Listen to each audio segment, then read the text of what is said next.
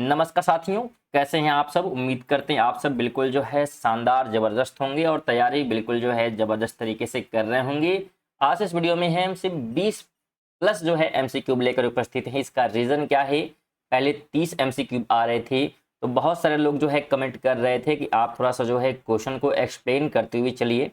तो अगर हम 30 क्वेश्चन लेते हैं और एक्सप्लेन करते हैं तो वीडियो बहुत लंबी हो जाएगी और 12 से 13 मिनट की वीडियो ही अपलोड होती थी, फिर भी आप लोग वीडियो को कंप्लीट नहीं देखते हैं स्टूडेंट। इसलिए क्या है 20 प्लस ही क्वेश्चन लिए गए जिसपे एक्सप्लेन करते हुए क्या है आपको चीज़ें बताई जाएंगी, तो आप बेहतर तरीके से जो है समझ पाएंगे। इसके अलावा कोई भी आपको अगर एडवाइस देना चाहते हैं तो आप कमेंट बॉक्स में बता सकते हैं।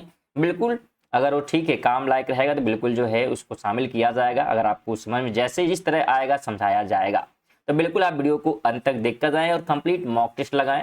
ये आरआरबी एनटीपीसी और ग्रुप डी दोनों प्रकार के जो है परीक्षाओं के लिए महत्वपूर्ण है और बिल्कुल आप सभी को पता है प्रीवियस क्वेश्चन और साथ में जो है संभावित प्रश्न जो है इसमें शामिल किया गया है। और ये जो है 23 नंबर वीडियो है और इसके पहले बाकी वीडियो जो है अपलोड कर दिए गए हैं। तो अगर आप नहीं देखे हैं तो आप डिस्क्रिप्शन में जो है लिंक मिल जाएगा प्ले लिस्ट का, उस पर आप क्लिक करके जो है सभी वीडियो का मॉक टेस्ट दे सकते हैं।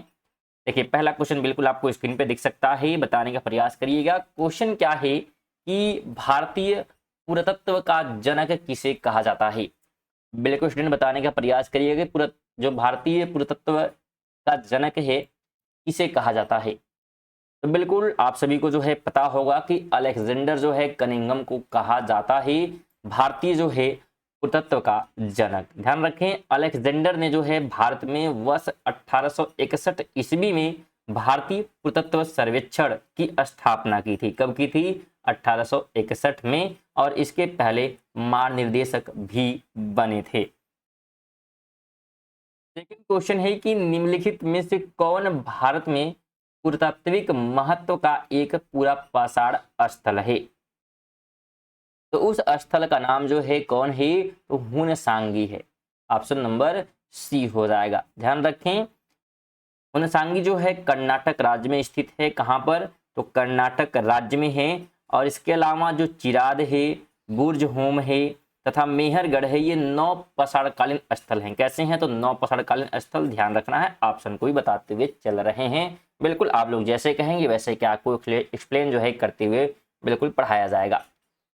3 की बात करते हैं तो प्राचीन काल में कमकार शब्द का संबंध डैश से था। तो किस चीज से था बताने का प्रयास करिएगा। तो ये शब्द जो है भूमिहीन खेतीहर मजदूरों के लिए प्रयोग किया जाता था। किसके लिए? तो भूमिहीन खेतीहर मजदूरों के लिए। ऑप्शन बी हो जाएगा। कमकार जो है एक तमिल शब्द है जिसका संबंध भूमिहर खेतीहर मजदूरों से था और ये लोग जमींदारों कि खेतों में कार्य करते थे और इन लोगों को नगद या किसी वस्तु के रूप में भुगतान किया जाता था। चलिए अगले क्वेश्चन का जो है जवाब देने का प्रयास करिएगा स्टूडेंट। क्वेश्चन क्या है कि निम्नलिखित में से कौन सा देश पश्चिम में भारत का पड़ोसी है जो एक महत्वपूर्ण सीमा साझा करता है और अक्सर भू राजनीतिक महत्व का विषय बना रहता है। तो बिल्कुल आप सभी जो है इससे परिचित होंगे। पाकिस्तान की बात यहाँ पर की जा रही है। ध्यान रखें भारत और पाकिस्तान को जो है रेड क्लिफ रेखा अलग करती है। कौन सी रेखा? तो रेड क्लिफ रेखा। और इसके अलावा रेड क्लिफ रेखा की लंबाई की बात करें तो 3323 किलोमीटर है। ध्यान रखें भारत के जो है 5 राज्य या केंद्र शासित प्रदेश की सीमा जो है पाकिस्तान से लगती है, जिसमें गुजरात, राजस्थान, पंजाब, जम्मू कश्मीर और लद्दाख शामिल है। 5 है कि समुद्र पार भारत के दक्षिणी पड़ोसियों में डैश द्वीप देश शामिल हैं। तो कितने जो है द्वीप देश शामिल हैं?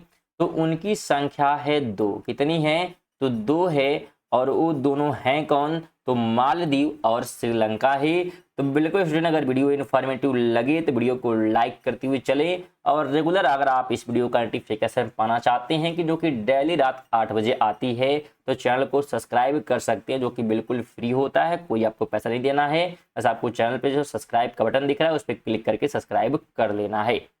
और वीडियो को अपने दोस्तों के साथ भी शेयर करते हुए चलिएगा।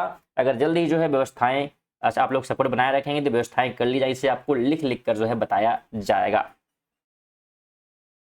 6 नंबर है कि श्रीलंका भारत से पाक जलद मरुमध्य और डैश द्वारा निर्मित समुद्र के एक संकीर्ण चैनल द्वारा अलग होता है। तो किसके द्वारा? जलद मरुमध्य और डैश निर्मित।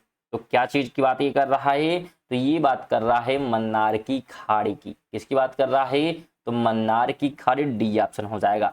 ध्यान रखें, आदम ब्रिज के उत्तर में जो है पाक की खाड़ी तथा दक्षिण में क्या है? तो मन्नार की खाड़ी है। ठीक है, आदम ब्रिज भी क्या है कहते हैं भारत, और जो पाक जलभूमध्य है उसकी अगर हम बात करते हैं तो। चलिए नेक्स्ट जो है बात करते हैं अगले क्वेश्चन की। तो अगला क्वेश्चन क्या हमसे कहता है कि न्यायाधीश को हटाए जाने के संबंध में नीचे दिए गए कथन को पूरा कीजिए। तो कथन को जो है बिल्कुल पूरा करना है यहाँ पे। तो अगर राइट हम कथन की बात करते हैं तो डी हो जाएगा कि न्यायाधीशों को हटाने के लिए बहुत लचीली प्रक्रिया निर्धारित है। तो ऑप्शन नंबर डी हो जाएगा।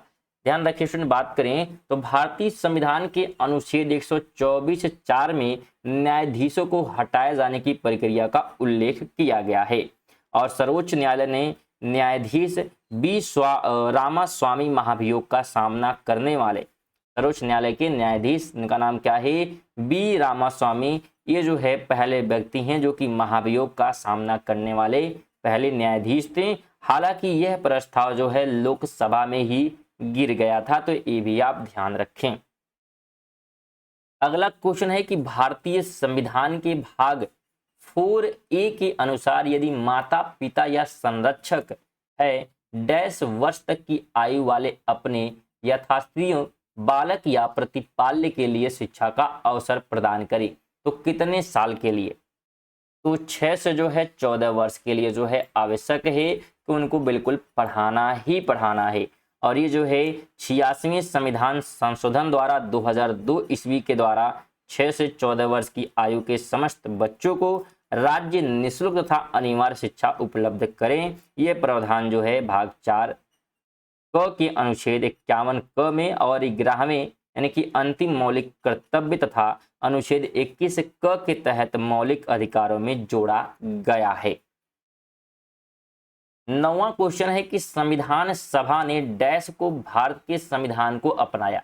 तो कब जो है अपनाया गया था संविधान सभा द्वारा भारत के संविधान को? तो यह जो है अपनाया गया था 26 ध्यान रखिएगा 26 नवंबर 1949 को। ऑप्शन नंबर बी हो जाएगा।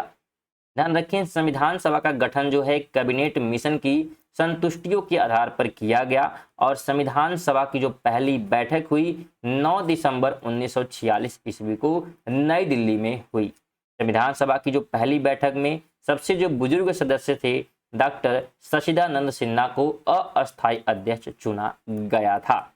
इसके अलावा ध्यान रखिएगा कि संविधान सभा द्वारा जो है 26 नवंबर 1949 को अंकित कर लिया गया था संविधान को, जिसमें जो है 22 भाग और 395 अनुच्छेद तथा 8 जो है अनुसूचियां थीं।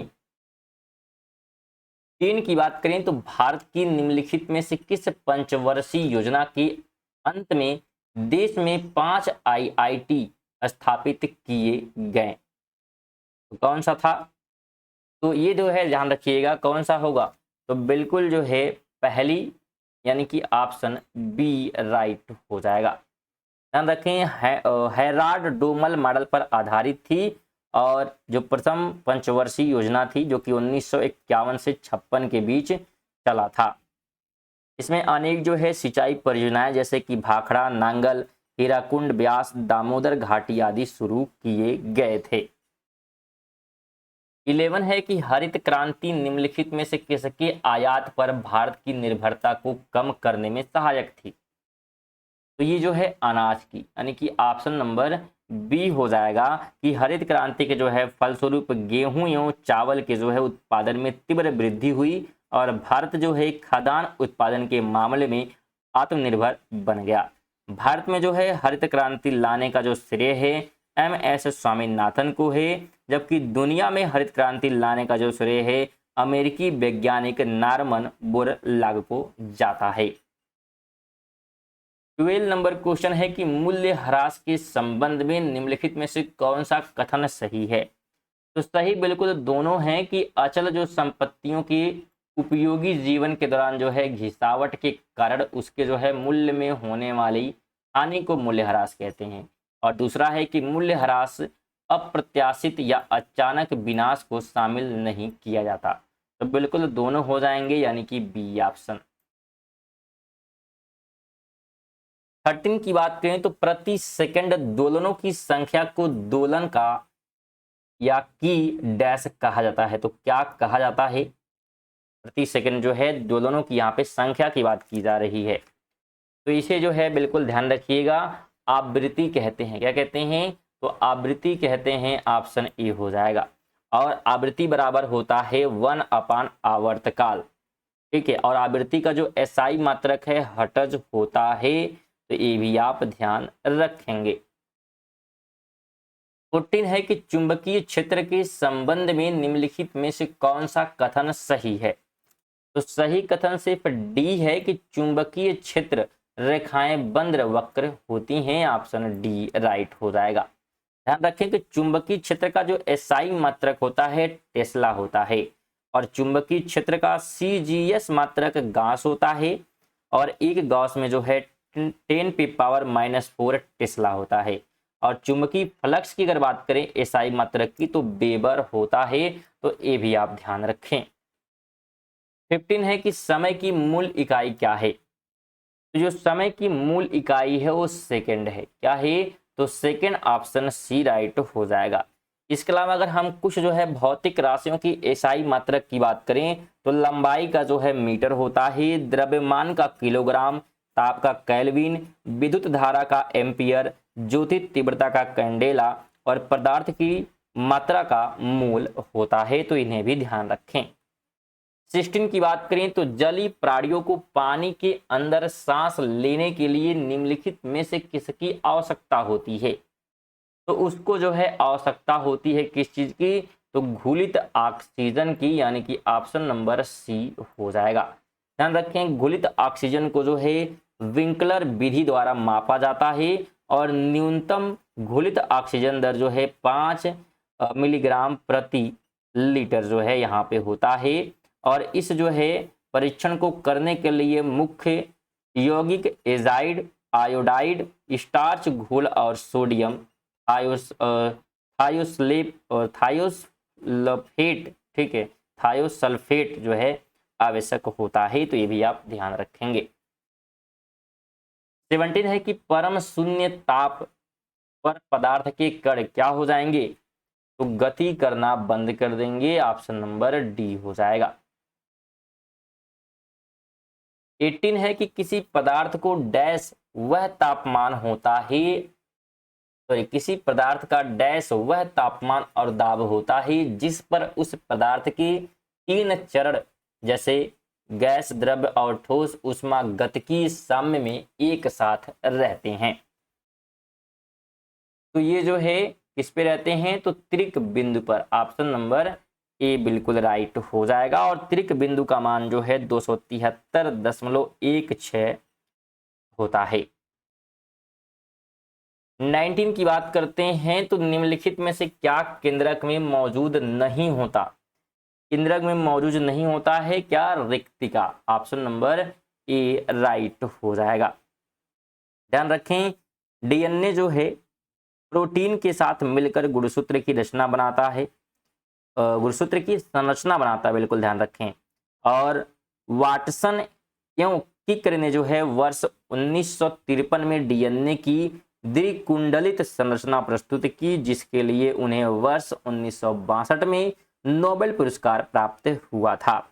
इसके अलावा केंद्रिका में जो है राइबोसोमल आरएनए के संश्लेषण के कारण इसे आरएनए भंडारघर कहते हैं। तो ये भी ध्यान रखें। 20 है कि कोशिका किसी जीव का डैश जीवित भाग होता है। कौन सा होता है? सबसे छोटा।